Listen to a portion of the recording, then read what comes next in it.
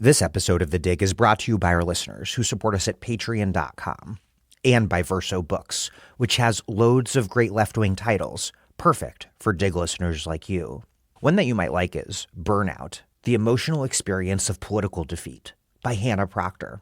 In the struggle for a better world, defeat can feel overwhelming at times, but it must be endured. In her new book, Hannah Proctor looks at how revolutionaries and activists of the past have kept a grip on hope.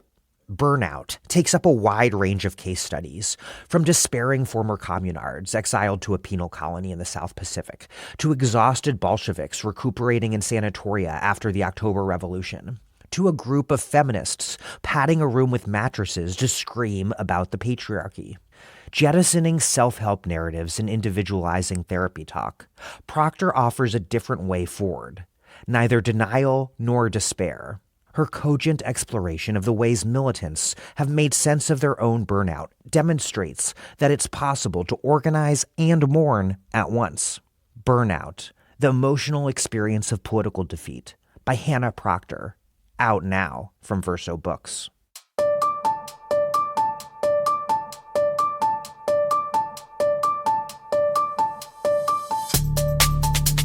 Welcome to The Dig, a podcast from Jacobin Magazine. My name is Daniel Denver, and I'm broadcasting from Providence, Rhode Island. This is the 7th episode of Thawara, the Dig's rolling series on 20th century Arab politics, with historian Abdel Razak Takriti. Thawara is Arabic for revolution. It's a word that contains historical multitudes. Diverse political radicalisms and revolts that have swept across Arab lands over the past century. Last episode, we left off discussing tightly braided events that catapulted Arab nationalism to the heights of mass politics. The Cold War intensified polarization across the Middle East. Egyptian leader Gamal Abdel Nasser scored a victory against Western imperialist powers as he mobilized the region against the Baghdad Pact security alliance.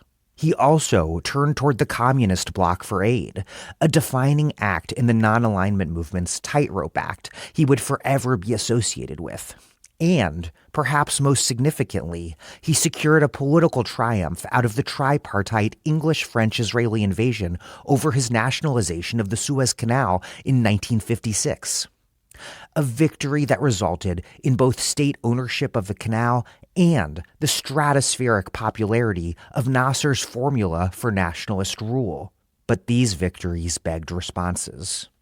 This installment of Thawara covers what happens next. It's a chronology of 1, U.S.-backed preventative counter-revolution, and then also 2, the unification of Syria and Egypt amid growing tensions within the anti-imperialist camp. Tensions that would put Arab nationalists and communists at increasing odds with one another, a conflict that would become increasingly dangerous. In January 1957, U.S. President Dwight Eisenhower announced the Eisenhower Doctrine, which declared that the U.S. would militarily intervene to assist Middle Eastern countries threatened by communism. Already, Iraq, with Western backing, tried and failed to orchestrate a coup against a left-leaning, Egypt-aligned, and neutralist Syrian government during the Suez Crisis. In 1957, the CIA sought to orchestrate its own coup in Syria amidst a so-called Syrian crisis that hyperbolically declared that Soviet ties to the country meant that it was at risk of falling under communist domination. Meanwhile, the deepening regional divide pushed Egypt and Syria toward the pan-Arab nationalist dream of union. In February of 1958, the Syrian branch of the Ba'ath Party successfully drove Egypt and Syria into the merging of their countries into a single superstate under Nasser's leadership, the United Arab Republic. The Ba'ath were in part motivated by their fundamental unionist ideology, and in part by their desire to preempt the rise of the Syrian Communist Party. Union with Egypt meant, very clearly, that Nasser would ban all political parties in Syria, the same as he had done in Egypt. The communists protested in vain, but the Baathists pushed forward, naively believing that Nasser would be the muscle and the figurehead, while their party would provide the brains and the ideology. The United Arab Republic, as we'll discuss in future episodes, would fall apart after a 1961 coup in Syria led to that country's secession. And that deepening communist Ba'ath divide, as we will also discuss in future episodes, that divide will in Iraq descend into bloodier and more brutal conflict after that country's July Revolution of 1958. But we end this chapter in July 1958 in Lebanon, when Eisenhower landed U.S. Marines in the country in support of U.S.-aligned President Camille Chamoun. This implementation of the Eisenhower Doctrine, this first ever U.S. combat operation in the Middle East, it confirmed what was already made clear in the Suez Crisis. The U.S. was now the region's preeminent Western imperial hegemon. And then, I'll keep this brief. We put everything into making the dig, very much including Thawara. We ask just two things of you in return. First, support us at patreon.com/thedig. We can only make this podcast happen and do it with no paywall, so it's available to everyone, everywhere, to listen regardless of their ability to pay. Because listeners like you, who can't afford to support us and want to support us, decide to step up and do so. We have thank you gifts as well. That's patreon.com/thedig. There's a link in the show notes. Click it now. It means the world to us. Second, we need you to spread the word about the dig, particularly this Thawara series. This is without a doubt the dig's most ambitious project we've ever done. And you probably figured this out already. But we're doing this extremely detailed inquiry into Arab radicalism and the making of the modern Mashriq because it forms the historical backdrop to the unfolding genocide in Gaza and the struggle for Palestinian liberation that's remaking politics the world over. And we believe that this history that we're doing in this series, little known outside the Arab world, that it provides an essential resource for the left's renewed internationalist moment. Please spread the word about Thawara by word of mouth and on social media. We think it has a large audience that we haven't reached yet. Please help us find them. Thanks. And here's Abdelrazak Takriti, who teaches history at Rice University. A scholar of Arab and Palestinian revolutionary movements, he's the author of Monsoon Revolution, Republicans, Sultans, and Empires in Oman, and the co-author of the Palestinian Revolution Digital Humanities website, an incredible resource that will be back online soon.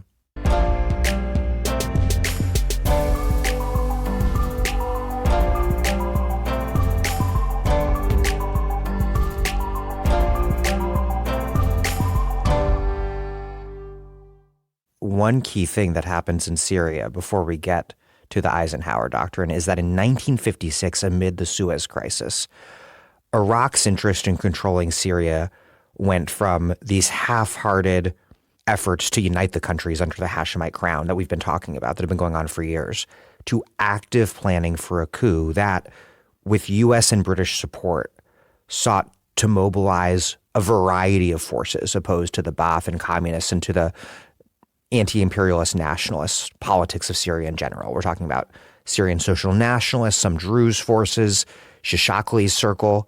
How did this coup plot come together? How did it so quickly fall apart? And what were the consequences for Syria and for the broader region? Well, here we should see this again in the longer trajectory. Iraq had been wanting to intervene in Syria for a long time under different banners. This had been a long-standing issue for the Iraqi government. They were concerned that Syria is out of the Western fold, and they had been doing regular visits to Syria, Iraqi officials, even after the overthrow of Shishakli, trying to encourage Syria to change its stance in relation to the pacts. As I mentioned, they did a lot of work with the Faris Khouri government, and they tried to entangle it. But then what the progressive forces do is they remove the Faris Khouri government and they essentially install or create a new government, which is dominated by the figure of Khalid al-Azim, as I mentioned. Now, it has a figurehead, Al-Asali, who is not very strongly associated with any of the progressive forces at this stage, but he's a figurehead. But under that, you have a range of people that were allied with the progressive forces. Now, what happens with this specific coup attempt is that already there's growing suspicion amongst the progressive movements that something is being cooked, and they discover that you have these sketchy American agents roaming around town with connections to trying to stir the pot. And at the same time, you have these strange Iraqi machinations going on. So they're able essentially to preempt that. Now, the army itself is not set for a coup of this kind at this stage, Daniel, because it's no longer the army that had existed under Shishakli and before that under Zaim. This is an army that had produced a politicized officer class at the stage, and you had a variety of officers allied with a variety of movements. You mentioned the case of Malki, who, although was not a Ba'athist, his brother was, Riyad was, and he was close to them. There's the case of Afif al-Bizri, who is a communist, and maybe not an official card-carrying member again, but everybody knows that he's close to that party. You have all these politicized figures, and there was no way that they were going to allow the hijacking of the Syrian experiment on the part of this Iraqi plot. So the coincidence between on the political front, you have an active, basically, I wouldn't call it an alliance because it's not formally an alliance, but an understanding amongst the progressive forces, including the communists and the Ba'ath and other forces in the country, that they have a clear unified agenda, and they're grounded in government. They're there in parliament. They're there in the state. At the same time, you have in the army extensions of these movements, and that means that there could be some element of prevention of external pressure if it happens. And these things even develop the relationship with Egypt later on, Daniel, because what's going on at this stage is it gets more than just a coup issue. We have the Turks intervening militarily in Syria as part of increasing the pressure. Once they start deciding that the situation had the internal situation or the internal attempt to hijack power had failed, what they do is all these rumors are being spread about Syria being taken over by the communists. And they're citing things like the appointment of Afif Bizri to the leadership of the army. When you're going around with this paranoid attitude, and you're saying this is like Syria is falling to communism, Iraq cannot stand watching this happen, Turkey cannot stand watching this happen. We will save the whole region by intervening in Syria. They were creating this atmosphere that was not going to be met favorably inside Syria, and it was not going to be met favorably by Nasser either. So Syria at this stage, again, this is another reason why you have the importance of this growing Syrian-Egyptian entanglement matters at this stage, because it allows for some breaking of the isolation that can be created through pressures like this that are, of course, at the end of the day, American pressures. Turkey amasses thousands of troops on the Syrian front in what was known as the Syria crisis that surrounded this situation. And Turkey is a strong state. This could have been really bad for Syria militarily. You have, however, also a geopolitical situation that relieves the pressure, because the Soviet Union is also now in the game, and the Soviets even threaten Turkey. The Americans then, of course, start threatening the Soviet Union. If you attack Turkey, we'll attack you. All of these dimensions, but the Soviet Union plays also an important role in this, because, and again, this is quite reflective of the new international environment that was prevailing from the mid-50s onwards in the Middle East. it became increasingly clear to Western powers that there was a new kid on the block in this regional equation, and this new kid is a superpower. It's the Soviet Union. Their monopoly over the control of this region was gone. So it doesn't mean that they lost all their positions, but it meant that there were other options for gaining weapons and gaining aid, and that meant that their hold was weakened. In 1957, the U.S. attempted its own coup in Syria. And to clarify, because there are a lot of coups in Syria in this series, to clarify, this comes after the failed Iraq-led coup attempt in Syria of 1956. And the U.S. coup is made against these extremely hysterical warnings that Syria was becoming a Soviet satellite, and as Turkish troops massed menacingly along the border. And also as the U.S. made this huge arms airlift to Jordan. How did this American coup attempt come about during this so-called Syrian crisis of 1957? How did it take shape, and how did it play out and ultimately fail? So let's start with the background, Daniel. You have the Americans freaking out essentially because there were major changes going on in Syria.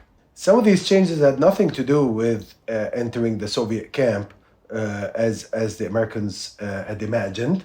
However, the Americans decided to interpret them as such. So you had a set of development projects that took place with countries in the Soviet orbit. So, for example, there was an agreement with some Czech engineers to work on an oil refinery in Homs. There were also some signs that communist fellow travelers like Afif al-Bizri were being assigned major roles in the army, including the leadership of the army. And there was also a situation where there were agreements, weapons agreements being signed with the Soviet Union.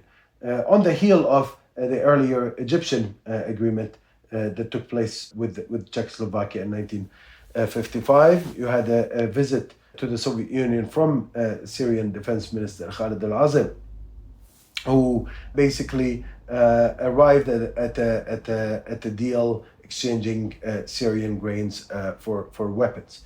So all of this was happening in 1957, and the U.S. was deciding that this situation meant that Syria was being taken over by communism. Now, in reality, of course, this was more like Syria heading towards neutralism and trying to exit from complete dependency on the Western camp, a Western camp that had not provided it with adequate weapons, with defense, a Western camp that had sided against its main enemy, the settler colonial state of Israel, a Western camp that was undermining all of its efforts to achieving complete independence. So in this context, and a Western camp that had initiated a range of military coups in Syria. Let's not forget, it started the whole effort at undermining Syrian democracy by orchestrating the initial Hosni Zaim coup. Back in 1949. Back in 1949. And multiple cases afterwards that we've discussed here involved Western intervention. So from the Syrian perspective, this had nothing to do with sliding into communism or anything like that. But of course, Eisenhower, who had just enunciated an insane idea, an insane doctrine, which is totally based on like the Red Scare, really, called the Eisenhower Doctrine. This is a really key point here. President Eisenhower announced the Eisenhower Doctrine in January 1957, and it's a pivotal moment for rising U.S. imperial power in the region. This is in the wake of Suez and the intense conflicts over the Baghdad Pact. And then in 1958, the Eisenhower Doctrine is invoked in Lebanon. Eisenhower sends in U.S. Marines, which we'll discuss later on. And he had enunciated this idea saying that if any Middle Eastern country were to request American assistance or aid, including military aid, to confront what he called a foreign military aggression, then the U.S. would step in. And by that, he meant communism. And it's sort of a renovation of the Monroe Doctrine for the Middle East and for the Cold War era. That's right, because a lot of these experiments in domination in American domination had already been implemented in Latin America years before. We know that the U.S. always viewed Latin America as its backyard, and therefore had exerted its earliest imperialist experiments there and in places like the Philippines, of course, as well, and elsewhere. So now, they were extending their sphere of influence here in a sort of replacement of the British and French former role. What we were dealing with, therefore, is a situation where they had an incentive to intervene in these countries, but they did not want full-scale wars in them, because it was any intervention that would be too much could be dangerous. So under the Eisenhower doctrine, the main intervention that took a military form was actually the landing of American troops in Beirut in Lebanon, and we're going to talk about that in a second. But the other form of intervention was to orchestrate coups. They'd already done it in Syria before, and they thought they could do it again. Now, the coups in the American case could either be orchestrated through local agents. In the case of Syria, there were some willing collaborators with them. At that stage, the Syrian Social Nationalist Party had shifted into a policy that legitimated working with the Americans at that stage. Of course, it did not continue along these lines. The SSNP now might even deny that it ever did that. But in that period, in the 50s, of course, it was engaged. There were also some disgruntled other figures around in Syria that they were trying to coordinate an operation with that took on this anti-communist talk. And there was an adding of the pressure on Syria from the Baghdad Pact countries that had refused to cooperate with in entering that pact. In particular, Turkey was amassing significant troops at the time.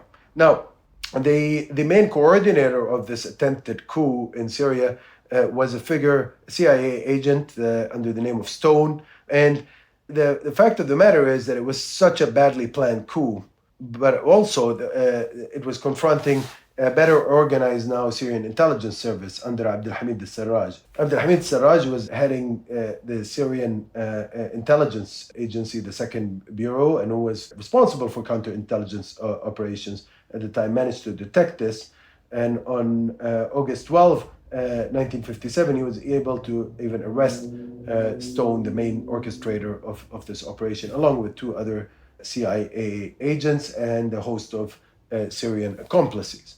This also led to counter effects, because Bizri, who was rising up the army ranks and who the Americans feared was too close to the communists, now actually had to take action to remove any of those figures that he deemed close to the Americans. And he used the uncovering of this operation to actually make a move in the army. And this led him to actually consolidate his control of the army rather than reducing it. Then we have another situation where you had the Dulles and others freaking out in relation to these events. With this freak out, they were considering all sorts of options, including a military-style operation. Now, this did not eventually pan out because you had Cold War calculations preventing that. There was a fear that should they go in deeper, then they will get a Soviet response. The other dimension was that you had other voices in the Western camp cautioning against this action, including Britain, which was worried, again, that this would lead to negative results. Ironic, given that Britain had just invaded Egypt just like roughly a year prior as part of the tripartite aggression. Right. The problem that we were also confronted with in this context, where you had very clear Soviet messaging being sent out, and at the same time, considerable pressure being exerted on Syria from Turkey. Daniel, you had this situation where, okay, the coup plot might have been uncovered, but the situation was still tense. As I mentioned, the U.S. could have attacked. You had also Turkey still putting pressure on Syria's northern border. It had mobilized forces there. And there were causes for tension between the two countries. They still had the dispute over Iskenderun. Syrians never forgot that the French gave it to Turkey, and Turkey, of course, calls it now the province of Hatay. So there was a border conflict there. The Syrians were worried. What would they do if there's a big attack from Turkey? It's a stronger country. It's a country that is allied with the West, armed very well by the West. The one option would have been Soviet alignment, and that was not a scenario that was supported by a lot of Syrian political forces. The Communist Party clearly would have liked to see that, but others did not, including the Ba'ath and other movements. Not so long after the Syria crisis, Syria ceased to exist as an independent nation, and this is a really dramatic shift in domestic and regional politics. The 1958 unification of Egypt and Syria under Nasser's leadership in a new state called the United Arab Republic. How, after so many years of half-baked attempts to unify with Hashemite Iraq, does the Ba'ath Party and their allies in the army drive such a dramatic and fast-paced union with Nasser's Egypt? And what role, in particular, does the rivalry between the Ba'ath and the communists play here? So the talk about unity with Egypt was not new. Talk about unity in general was not new in Syria. As we've seen throughout these episodes, there was a great deal of recognition in Syria since independence that the threats surrounding Syria mean that it needs a bigger form of regional cooperation for defense. And increasingly, there were many people that were saying that this requires full union with other Arab countries. So that was one issue that was very important to consider. Additionally, you had ideological parties that believed in Arab unity. So the Ba'ath is a very good example, but there are also other Arab nationalists that were very committed to this notion. The question was unity with who? So we've seen before that unity with the Iraqis was problematic. Unity with Jordan was problematic because these were monarchical regimes that were associated with the British. So that would have meant that both would have required changing the republican character of the country, but also leading to a return to the colonial fold. In the only Arab country that had managed to fully exit it at that stage, in that neighborhood. As Egypt exits the colonial fold, it becomes clear that that's the most likely country that they could cooperate with. Because Nasser, you should remember, had gotten the British troops out. He'd signed an agreement for their removal from Canal region in 54. Then he nationalized the Suez Canal in 56. He had already done the moves that we described earlier in 55 by getting Soviet weaponry and Soviet funding. He had demonstrated his commitment to non-alignment. He played a key role in Bandung and in shaping the Bandung policy and in propagating it in this part of the world. He was clearly supporting anti-colonial struggles in the Arab region, including the Algerian Revolution, which starts in 54, including other revolutions that we're going to talk about later on in much greater depth. So at this stage, this was a natural country to look for union with. And there were many discussions with Nasser about that in informal and formal ways that had been taking place at least since 55. So different ideas were floated. Nasser sometimes was enthusiastic, sometimes he was less enthusiastic. There were different issues on the table, Daniel. Some people favored the federal union. Others favored a unitary state. Those are very different forms of rule. A federal union would have meant that Syria would still exist as an entity of sorts, kind of like what you have in the United States, where you have a federal government, but you have a local state running a lot of local affairs. Now, the federal government is, of course, responsible for the defense and the foreign relations and other national matters. You had people proposing other formulas, confederalism, different types of what was called wahda indimajiyya, which is like, the kind of unity that merges two states into one. At the end, Nasser's view was clearly that he cannot come into this situation, run Syria in a way that was heavily decentralized. And in general, this was something that a lot of Syrians were willing to accept. Certainly, some in the Ba'ath were willing to accept. The view in the Ba'ath Party at the time, and particularly the view of Michel Aflaq, was that Nasser could become the muscle and the Ba'ath, and particularly Aflaq, could become the brains for this Arab liberation project that Aflaq and his comrades had long dreamed about. Sort of a misreading of the balance of power between the Ba'ath and Nasser at the time, especially given that Nasser demands, as a condition of the union, the abolition of all political party life in Syria, the same as in Egypt, which means no more Ba'ath Party. Also no more communists, but no more Ba'ath Party too. 100%. You're absolutely right on this, Daniel. So there's, nevertheless, the Ba'ath agrees to this demand. So you have these negotiations taking place around the possibility of union. And they especially, by the way, to put this in context, they especially become very serious after the crises we've described in Syria.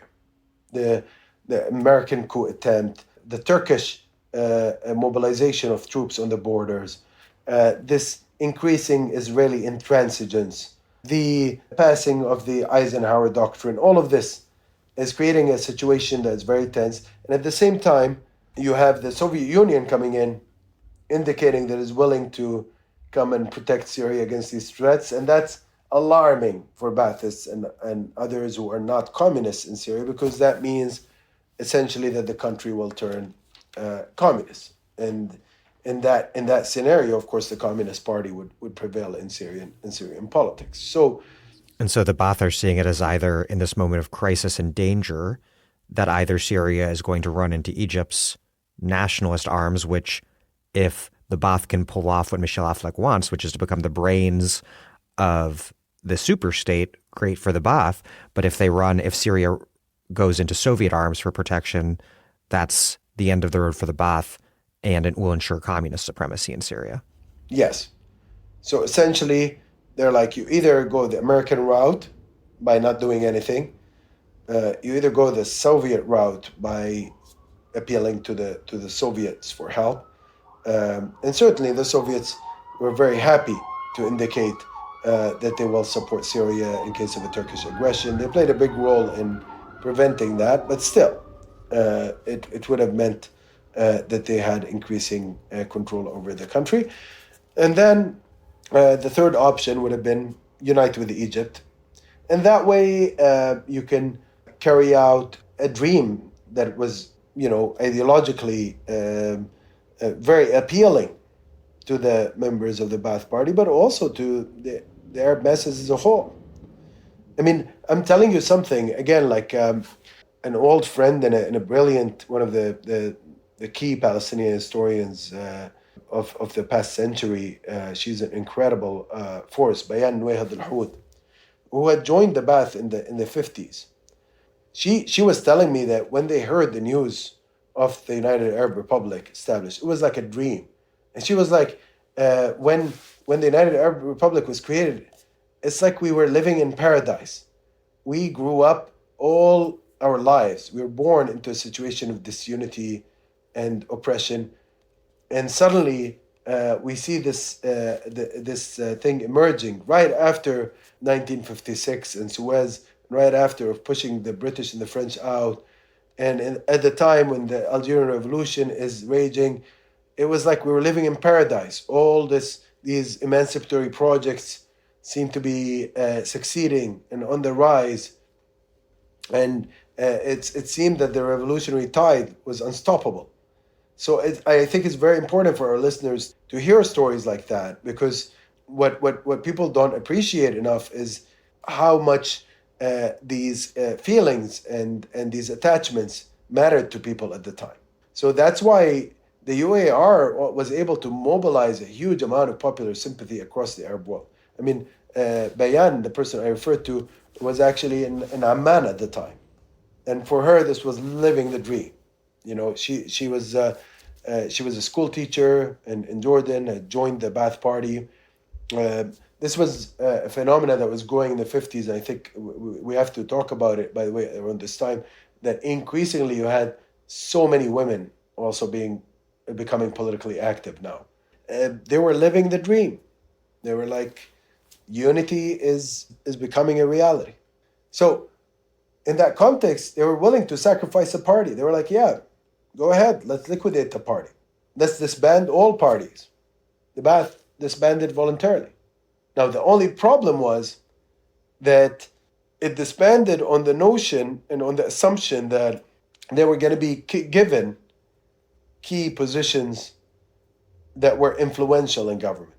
And of course, they were given positions, but these positions were all not really effective. They were symbolic positions. So real power was concentrated in the hands of Nasser's men. And he kind of told them that was going to be the case. It's not like Nasser was tricking anybody. It's just, I think they didn't take him seriously enough when he was saying that. So, he was very clear. He's like, I think the Syrian army is too unstable, it's too ideological. I don't want ideological officers in the army. He was saying the Syrian political system is too unstable. That's how he thought of democratic elections and representations. He thought, let's disband that. Nasser was driven by a deep sense of providentialism. He really believed that he would carry the liberation vision forward.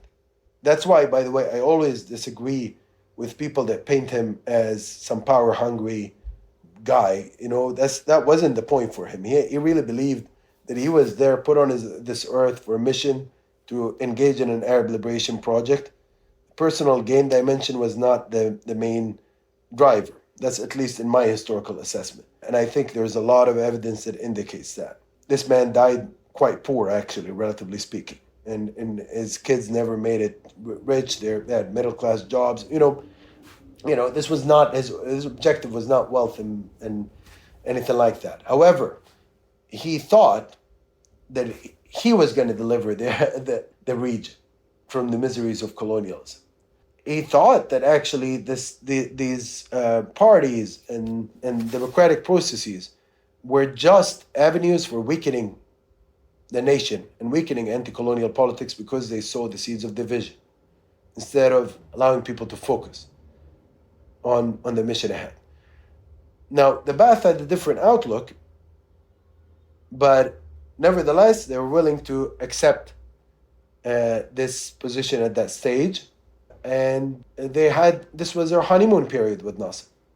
It was not going to last very long. How did the communist Ba'ath alliance in Syria, which had held from, I guess, sometime in 1955 through sometime in 1957, more or less, how did it fall apart so spectacularly? And we keep coming back to communist nationalist and specifically communist Ba'ath relationships because the failure of those relationships to work, the fact that those relationships so often become so intensely conflictual and violent, this fact, historically, is probably the most brutally consequential internal contradiction of Arab anti-imperialist politics and fundamentally shapes the story we're telling during this series. This story is very simple, Daniel, and very complicated at the same time. Because it's very complicated based on the events that took place. The simplicity lies in a very basic fact. One is you will always have inter-party competition, and that's driven both by personal reasons and by ideological reasons. So both are at play. Ideological reasons, we've elaborated them before in previous episodes. There are clear ideological differences between the Ba'ath and other Arab nationalists and the communists. The communists were insufficiently nationalist, and as far as the Baathists and Arab nationalists were concerned, and the Arab nationalists and the Baathists were insufficiently socialist as far as the communists were concerned. Ironically, both tendencies actually end up moving in the direction of each other. The communists become more interested in questions of Arab unity and more focused on Arab anti-colonial, national agendas by the end of the 1950s, and the Arab nationalists become increasingly socialist-oriented by the end of the same period. So, in a way, ideologically, they're coming closer. But you have another factor intervening, which is the geopolitical factor. If you are a communist, you will want alignment with the Soviet Union ultimately. And if you are a communist, you will have a different position on certain governments, including Nasser's government. And by the way, if you're a communist in Syria, you will not only read Nasser's government in the same way that the communists in Egypt are reading it, but you will be sympathetic to the communists in Egypt who are facing a crackdown by the Nasser's government. So it's a complicated story. There's the geopolitical factor. And if you're a Syrian communist, you do not want to abolish the Syrian Communist Party. You don't want to abolish the Syrian Communist Party, and you certainly don't want to abolish it at a moment when it seemed that you might be getting closer and closer to the Soviet Union, which is your favorite state in the world. If Bayan Nuwayd al-Hut and other Ba'athist caterers like her thought that the UAR is heaven on earth, the communists would have thought that establishing a socialist republic allied with the Soviet Union in this part of the world would have been heaven on earth for them. So these are important considerations to think about. Before we get into the U.S. intervention, let's discuss the Lebanese politics of this period. And actually, before we discuss the Lebanese politics of the 50s, let's go a little more in depth into the longer history, because we haven't focused that much on Lebanon yet. So lay out that longer background of how Lebanon develops under French colonialism. You have a difficult situation in Lebanon because the French had designed their mandate there to be able to create a state in the Middle East with a large Christian population in it. So, and preferably a Christian majority. Now, it is debatable whether they were ever able to achieve a Christian majority there, but at least they had a state with a substantial Christian percentage of the population there. That meant, of course, creating a state that's cut off from what had historically been considered to be in most geographies as Bilad al-Sham. As we know, all the recent states that were created in this part of the world were manufactured entities. Some of them had historic roots. Others were basically byproducts of colonial machinations. In the case of Bilad al-Sham, the geographic construct was always much larger than what we ended up with on the map today, which split basically Bilad al-Sham, which is Greater Syria, into 4 different mandates during the mandate period. So you had Syria, Lebanon, Transjordan, and Palestine mandates established by the colonial powers. Now, in the case of Lebanon, it had a peculiar status because when the French wanted to create that mandate, for them to achieve a Christian majority, they would have needed to only have Mount Lebanon established. But then Mount Lebanon is the interior region. It has a Christian majority in it, but it does not have good arable land. It does not have access to ports. The problem they were confronting is to have access to those areas, you need to incorporate areas with large Sunni and Orthodox Christian populations on the coast in the major cities, and of course, in the case of the Beqa and the south, Shia communities. But it was felt that they needed to incorporate these because to make the state viable. Otherwise, it was already a very small state. But if it was just restricted to the mountain, it wouldn't have the necessary ingredients for any form of agricultural production or access to ports.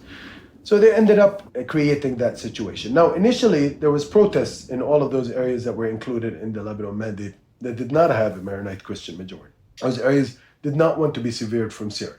So you already had a basis for future conflict based on that.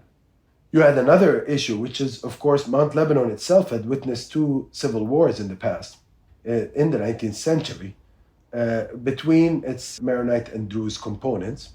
And of course, these sectarian civil wars, as very distinguished historian who you've hosted, Osama Maqdisi, as noted, were not a byproduct of primordial sectarianism. They were the result of conditions of the modern age, including the entry of European colonialism, including the changes in political power after the Muhammad Ali invasion of the 1830s. We can go into all of this some other time. I mean, it's a long Ottoman discussion. But the point is, you had a lot of unresolved issues emanating out of a sectarianization of the space over the course of the 19th century. And France played a huge role in that story, by the way, throughout the 19th century and also in the 20th century. But also, you had a very special set of conditions created after the French Mandate was set up. Now, French, during the Mandate period, privileged, of course, the Christian Maronite elites. They had to take into consideration also the pressures coming from other communities, particularly the Sunni elites. So therefore, they created a system that could be described, and political scientists have often described it in those terms, as a consociational system. One in which elite leaderships of different sects would essentially meet together and make decisions on behalf of their communities and would have a form of power sharing. On behalf of their communities, but really in favor of shared elite interests. Exactly. And it's this colonial process that increasingly over time turns what might otherwise be a class dynamic into sectarian conflict. And that sectarian dynamic is deeply, deeply consequential for Lebanon. In the past, before the sectarianization of Lebanon, class was a much more important category than sect. Certainly before the 1830s and 1840s. But then sect increasingly enters into the equation as a very significant political determinant. It was always a social marker. I mean, religious belonging is important always in any part of the world, including this one. However, the question of sect now becomes a way of also representing different class interests. And what you find is that new class interests also emerge out of this, because if you can make it to the top of your leadership of your sect, you can also access resources through that. You can access government contracts through that. You can access all sorts of advantages through that. And this becomes a big and long-standing problem in Lebanese politics and history that continues to this day. At the same time, it's very difficult to dislodge people from the leadership of their sect, because they're always threatening the members of their sect with the fact that there are other sects out there that are out there to get them. So they use inter-sect competition as an excuse to consolidate their positions within each sect. What sort of state had Lebanon become after the end of formal French colonialism? And then, more specifically, what was going on in the 1950s and 1958 with these growing conflicts that had sectarian and also class dimensions and also involved a large and really heavily oppressed Palestinian refugee population? All of it a decade and a half before full-blown civil war. So if you look at the way the government was organized, the president in Lebanon under the system that the French essentially created had to be a Maronite Christian. The prime minister had to be a Sunni Muslim. The speaker of the house had to be a Shia Muslim.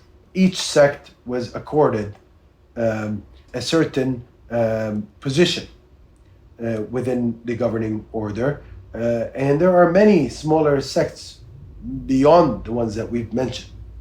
There's, of course, the Druze, there are the Armenians, there are the Protestants, there are countless sects there. There are Alawis in Lebanon. There's all sorts of communities there that exist. Now, the representation of each community depended on its size and political and economic power. And it also depended on how much the colonial authorities wanted to favor that community. Of course, the French created a situation where the Maronites came on top. They had to give some major concessions to the Sunni Muslims, and the initial Lebanese formula really was created by elites representing those two sects predominantly. There were other sects that were left out. It was clear that Shia Muslims in particular were underrepresented in government. They got a very raw deal initially. It was clear also that the army and the highest offices of the state were concentrated in Christian Maronite hands. That meant that you had a potentially combustive situation in that country. Additionally, you had a crisis of identity there, because part of what was going on in Lebanon, and this was like an early phenomenon, was that you had no national education per se initially. And the great Lebanese poet, who was also a well-known American author, Khalil Gibran, he had a very famous essay in Arabic saying that you have your Lebanon and I have mine. He was articulating an anti-sectarian vision. He was describing how each sect has its own schools, and these are funded by different foreign powers. The Russians had their schools, the French had their schools, the British had their schools. And all of these were educating people on different bases and were promoting different visions for the country. You had people that were very much pro-France, especially amongst Maronite Christian circles. And there were historic connections between France and the Maronite Church, because France was a Catholic power.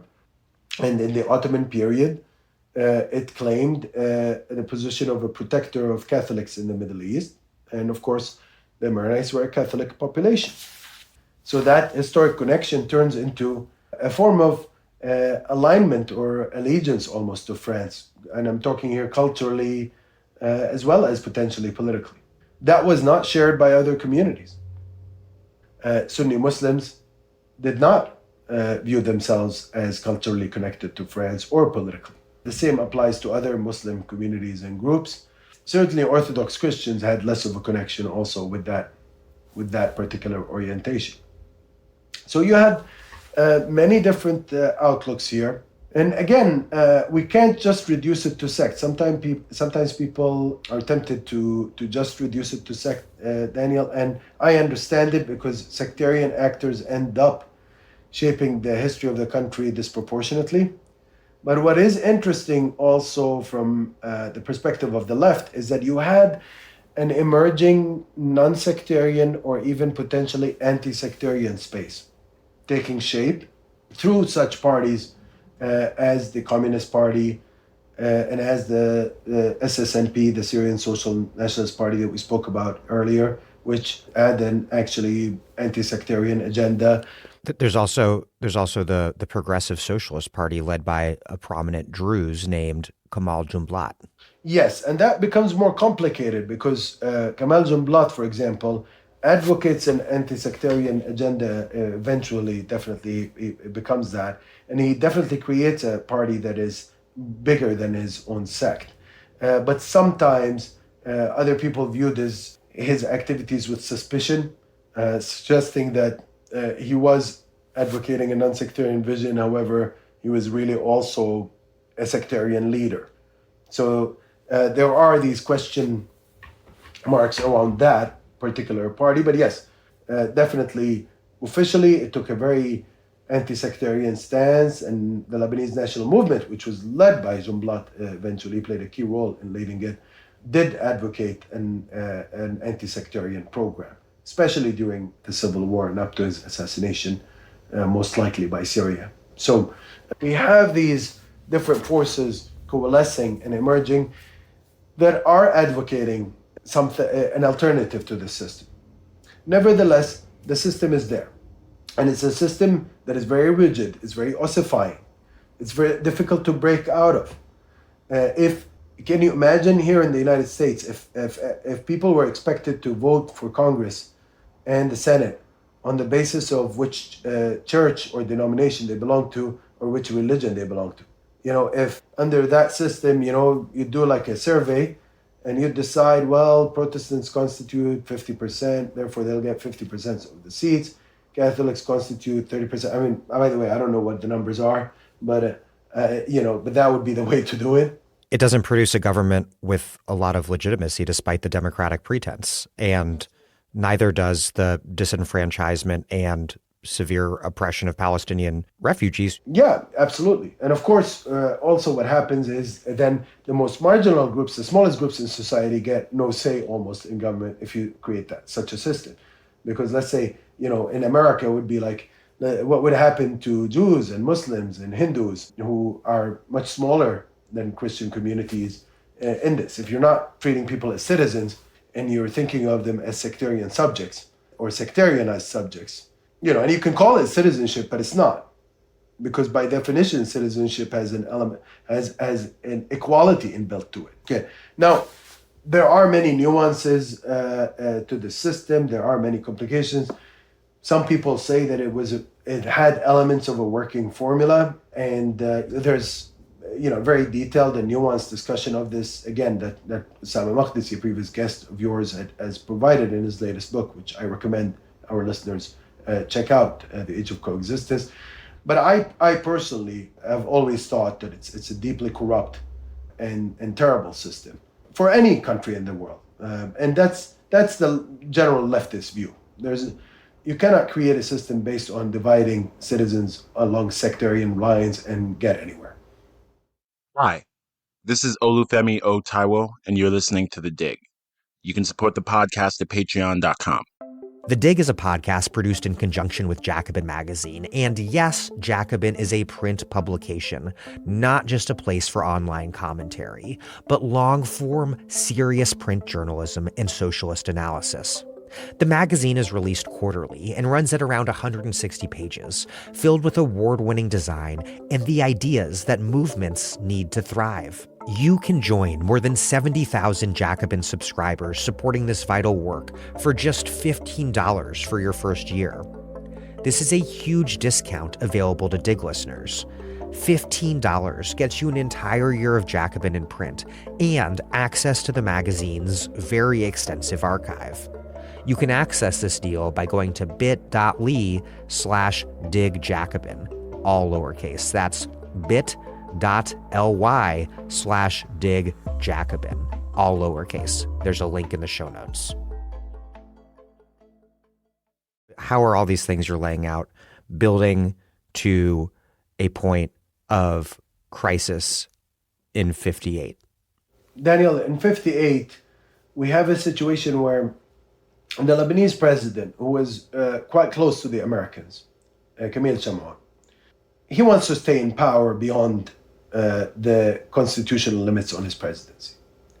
He thinks that if he makes his case to the Americans, that they will help him.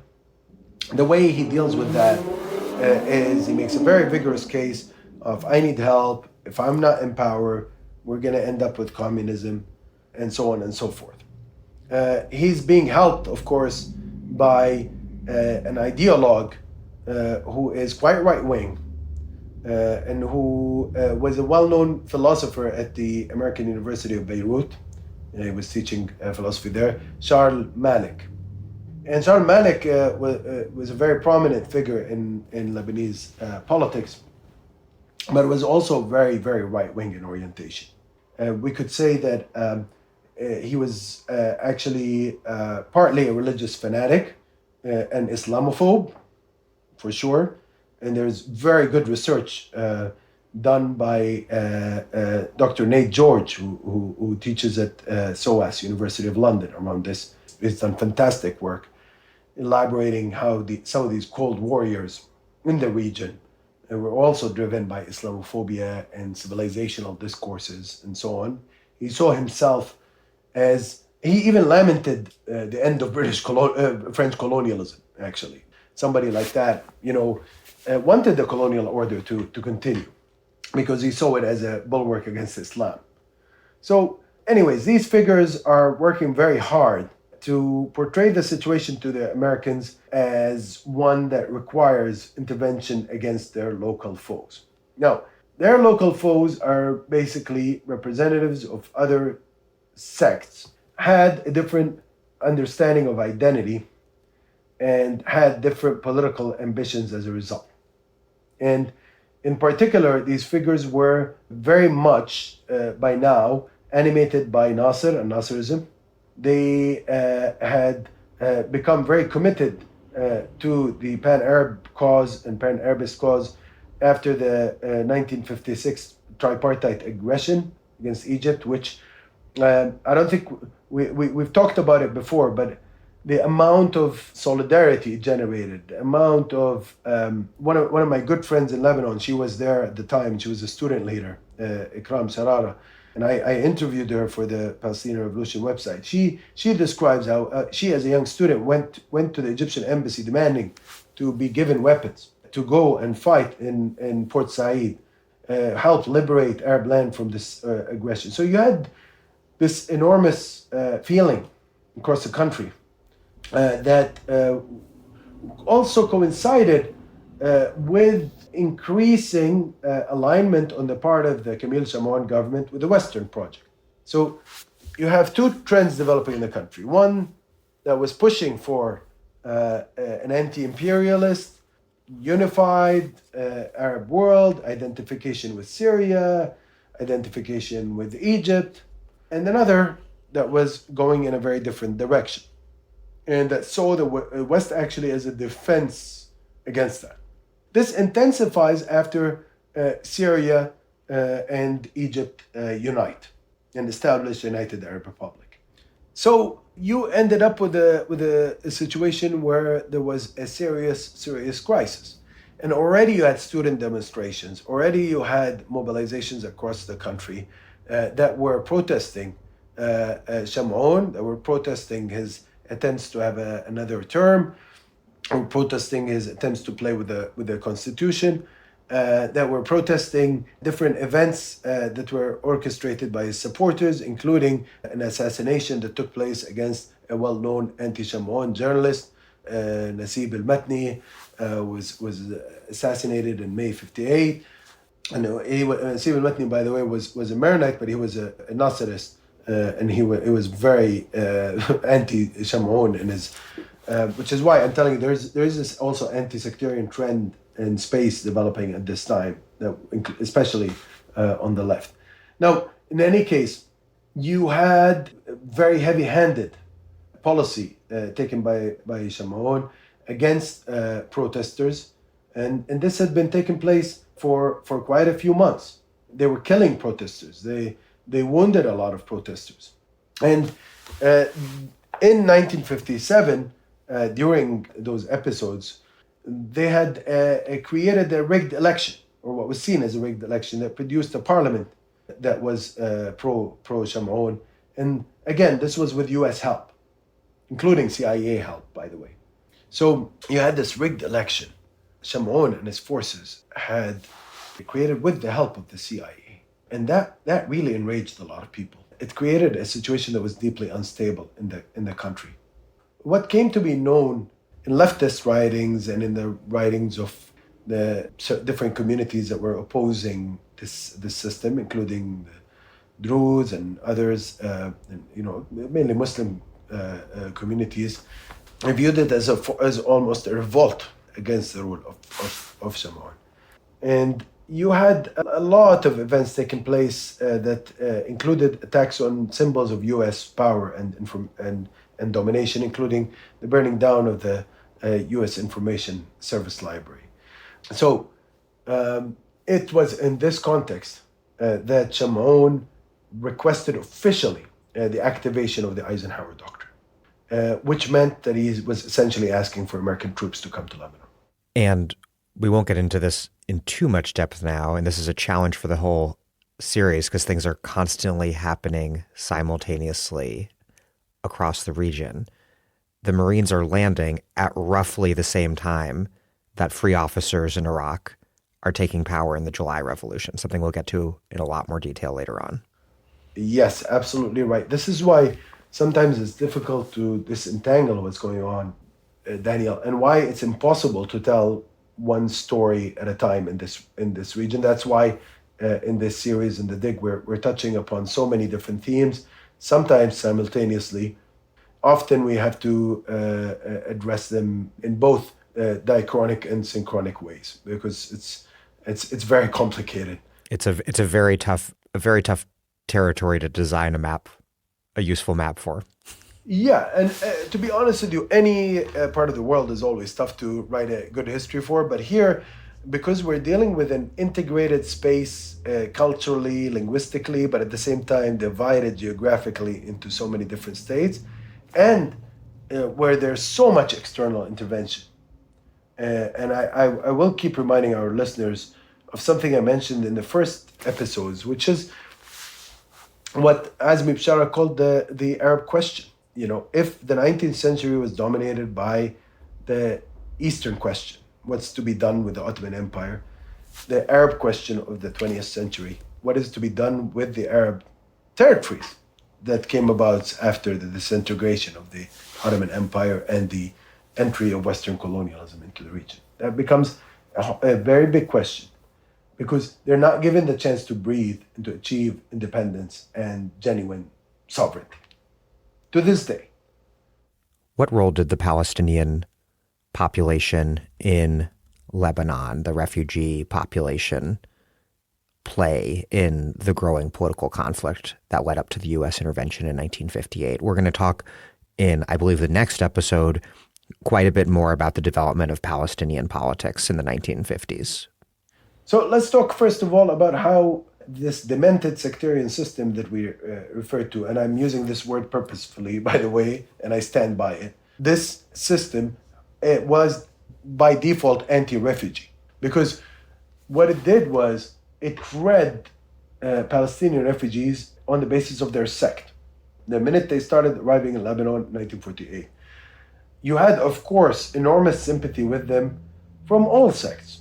Everybody was opposed to the fall of Palestine, including even some of the Maronite leaders that had been talking and other leaders that have been talking with Zionist leaderships before. We know that Zionist leaderships had made outreach to some very prominent Lebanese figures, including leaders of the Jmayel family, which we'll talk about later on, including Camille Shamon, including so many different figures that had been approached by the Zionists. However, as the Zionists themselves admitted, while these figures might sometimes have alliances with them out of convenience, none of them was actually Zionist. Nobody believed in Zionism in this part of the world. So you had this sympathy with Palestinians across the board. However, you also had hostility to the idea of Palestinian presence in Lebanon on the part of the Maronite elite who viewed this Palestinian presence as changing the demographic character of the country, principally because the majority of the Palestinian refugees were Muslim. So you had this difficult dilemma that was confronting the Lebanese political system at the time. It's a sectarian political system, and the minute you have the entry of Palestinian refugees, there's a change in the sectarian balance. What's the response? The response to Palestinian refugees, therefore, in Lebanon was to ensure that they would be insulated from political and economic life as much as possible. They were given zero political rights, of course, and they were also given not only zero economic rights, but also they were actually discriminated against by law. And they did not have freedom of movement outside of the refugee camps at this point. Yes. Refugee camps were horrible places, and they continue to be. And I want to make a small comparison, Daniel, and something that's very interesting to note. Most of the refugee camps that became Palestinian refugee camps, or many of them at least, were former Armenian refugee camps. And the Armenian refugees, when they had arrived to Lebanon, unlike the Palestinian refugees, they were actually given access to Lebanese citizenship. They became part of the Lebanese political community and economic community, and they were absorbed into Lebanese life. Armenians are Christians, mostly. Entirely in the case of the Armenians in Lebanon. So, had they not been Christians, it might have looked very different. If these were Circassian Muslims, let's say, that arrived at a certain moment after the French had established their mandate, we don't know how it would have looked like. But certainly when it came to the Palestinians, it was treated as a menace, as a threat to the delicate balance that was established by the sectarian formula. And what helped with this was that the ideology that was invented by the French, the ideology of identity that was invented by the French and that was propagated through their schools, encouraged the notion that somehow Lebanese were racially, and certainly Lebanese Christians, were racially and ethnically different from Palestinians, Syrians, and indeed all Arabs around them. Now, for any serious historian, this is a ridiculous proposition because we know that that's not the case. But those people invented, talking here primarily, French colonial officials and the local figures that decided to buy into or to drink the Kool-Aid that they were providing. They convinced a lot of people that Lebanese are Phoenicians, in particular Lebanese Christians are Phoenicians. Sometimes they have another version saying they're descendants of Assyrians and other communities that had predated the Arab invasion. You had all sorts of different claims floating around. Of course, by the way, FYI, from ancient historians will tell you that the attempt to differentiate Phoenicians from Canaanites are a bit sketchy, to say the least. Phoenicians is a word that was used by the Greeks to refer to Canaanite groups that were Canaanite coastal groups, but which means that the whole Syrian coast included populations of the sort. And good luck trying to disentangle what's Lebanese in this formula and what's Palestinian and what's Syrian. It's a very weird situation, Daniel, because you compare Lebanon to Palestine, then the dances are the same, they're very similar. They both have the dabke. The food is very, very similar. The music is very similar. The language, the accents in the north of Palestine, the south of Lebanon are so close. There's so much in common. There's actually barely any difference. It's so minimal. And the same can be said for other regions that are connected to Syria. So all these racial theories, of course, are bogus. We know that to begin with. However, if they're taught enough in schools and if they're propagated long enough and if they're repeated over and over again, people start buying into them. So Palestinians were subjected to that system. And those kind of theories helped with that. Now, they were denied employment in many, many sectors. There's a list of over 70 professions that Palestinians are not allowed to work in. And this, of course, was in contrast to what was going on in a place like Syria, where by law, and we mentioned when this happened in 1949, and through the efforts of progressive figures in the government, like Akram Hourani and like Michel Aflaq, we had changes in the legal system that allowed Palestinians to work in all government offices. And later on, by 1955, we have even, and this is something we'll talk about later on, the inclusion of Palestinians in the military as part of the military service. So in Syria, they created a system that allowed for Palestinians to keep their identity so as to preserve their right of return, while having civil rights and having equal economic rights, and in many ways, some political rights, because Palestinians were participating in many different aspects of Syrian politics at the time. Lebanon was a different story. The amount of discrimination was unbelievable. The amount of control that the Deuxième Bureau had, the second bureau, which is basically the intelligence service in Lebanon, had over the refugee camps. It was a reign of terror. They would not allow people to build. They would discriminate against people in every element of life. And remember, we're dealing here with a population that had already been brutalized, already been dispossessed, already been uprooted. This reality did not necessarily express the popular feeling in Lebanon at the time, but it certainly was the official political position. So you had many people who were sympathetic in Lebanon to the Palestinian plight, but unfortunately the government acted against Palestinian refugees and continues to act against them to this day. Now, they were using the argument that they were protecting the right of return of these refugees, and that by somehow denying them these rights or refusing their resettlement, that's actually a bogus claim. Because Palestinian refugees themselves did not want to be resettled. They were insisting, saying, we want to go back home. But that does not mean that we can't live an ordinary life while we're in exile. Did that dynamic of sectarian motivated anti-Palestinian oppression, did that contribute to the political crisis in 1958? That was a part of the political crisis, but I would say that it was not yet the dominant theme in that political crisis. So you had generalized fears about the presence of Palestinian refugees in Lebanon, and there was a fear that these refugees were becoming more and more active in leftist movements, in other radical bodies. And certainly, there's no question about it, Palestinian refugees did play a big role in the creation of, or at least the expansion of, leftist and progressive circles and revolutionary circles across the region, including in Lebanon. So that's definitely a theme that was in existence. Now, I should add here an important note, which is that we should never forget the class dimension also here, even when it comes to the refugee question. Palestinians who belonged to the upper classes and were able to bring capital, and there was a very large number of them. By the way, part of the reason why Beirut was flourishing in the 50s was that you had all this influx of capital from Palestine to it. You know, the big Mediterranean port in the 40s and 30s was Haifa. It was bigger than Beirut. It was like really major. All this capital in Palestine from Jaffa and Haifa was sent to Beirut in the aftermath of the Nakba. A lot of trade that had gone through Haifa and other Palestinian ports was diverted to Beirut.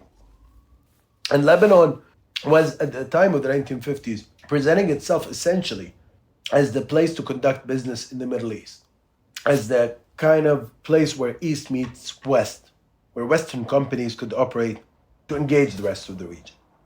We've discussed all the context.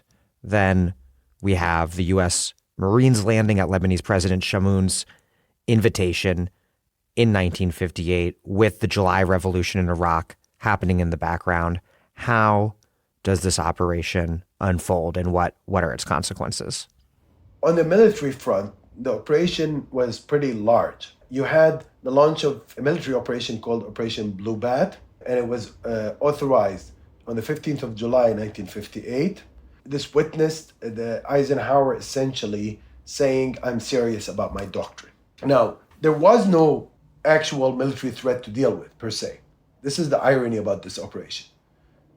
This was actually more about dealing with internal opponents rather than external ones. It's not like Nasser was saying, I'm going to invade from the UAR. It's not like the Soviet Union was saying, I'm going to invade Lebanon. So the whole thing was bogus to begin with. The purpose was to make a show of force and demonstrate that they're supporting Chamoun. And they were going to do that by taking control of the main essential organs of transport in the country, the airport, the port. They were going to show Marines in the country to demonstrate that America is serious there with all of its weaponry and all of its naval divisions. And essentially, there were like 14,000 troops involved. It's huge. And there were like all these naval forces, the whole of the United States Sixth Fleet. They had aircraft carriers. They had all of these different operational command centers involved. They had land forces, Second Provisional Marine Force, the United States Army Task Force 201, all these were involved here. What that meant was that there was this big message sent out. However, that created an additional pressure. Rather than lowering the temperature, it actually antagonized people more. At the end of the day, the solution to the crisis was not military. It ended up being political. Shamoun was not going to be president. He was not able to secure another term.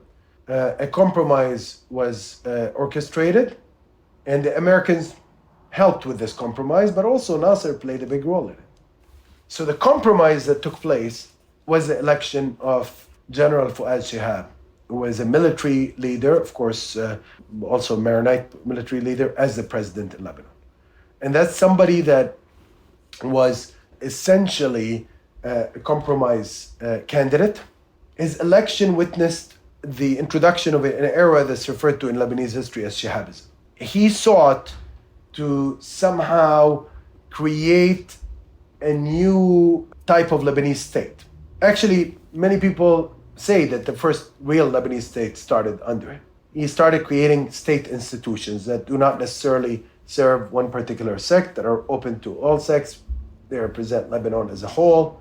So that was a big part of this project. It was a kind of way of achieving some level of reconciliation, because effectively what you had in the closing months of 57 and the months of 58 was effectively the country having a mini civil war, really. All these clashes and counter clashes, all these clampdowns. This was the only solution to it, was to come up with a formula like this. Now, of course, this was not a satisfactory finale to the situation. It was not even a final act in the Lebanese saga, because it did not deal with the root causes of the problem, which is that the whole sectarian system was still in operation. So even if you were to expand the state, you still had to deal with the fact that the politics surrounding the state were sectarian. So you're not going to solve sectarianism by expanding bureaucracies and creating services and maybe even promoting a sense of national identity. It's not enough.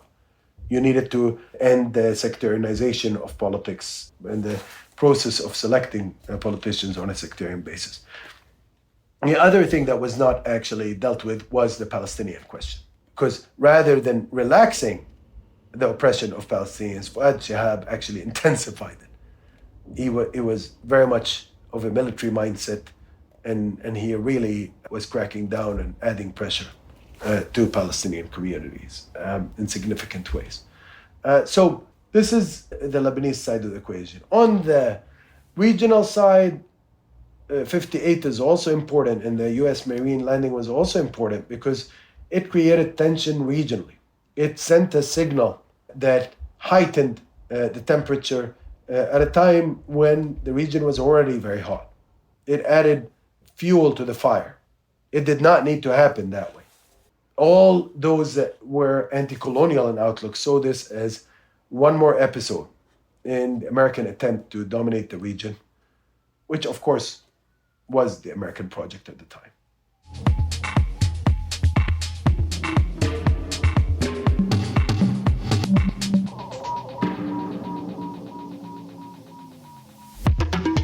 That was the 7th episode of Thawara, the Dig's series on 20th century Arab politics with Abdel Razak Takriti, who teaches history at Rice University. A scholar of Arab and Palestinian revolutionary movements, he's the author of Monsoon Revolution, Republicans, Sultans, and Empires in Oman, and the co-author of the Palestinian Revolution Digital Humanities website, an incredible resource that will be back online soon. Thank you for listening to The Dig from Jacobin Magazine. As Marx once said, after noting that revolutions are the locomotives of history, while other podcasts have only interpreted the world in various ways, our point is to change it. We're posting new episodes every week. The Dig was produced by Alex Lewis. Our associate producer is Jackson Roach. Music by Jeffrey Brodsky. Our communications coordinator is Sylvia Atwood. Our senior advisors are Thea Rio-Francos and Ben Mabey. Check out our vast archives and newsletters at thedigradio.com. Follow us on Twitter and also on Instagram at thedigradio, and find us wherever you get podcasts and subscribe to this podcast. If it's on iTunes or Spotify or wherever, please rate and review us. Those reviews help introduce us to new listeners. But what really does that is you telling other people to check out the pod, particularly this series, Thawara. Please make propaganda for us. And do find us at patreon.com and make a monthly or annual contribution to keep this operation up and running strong. Even a few bucks is huge.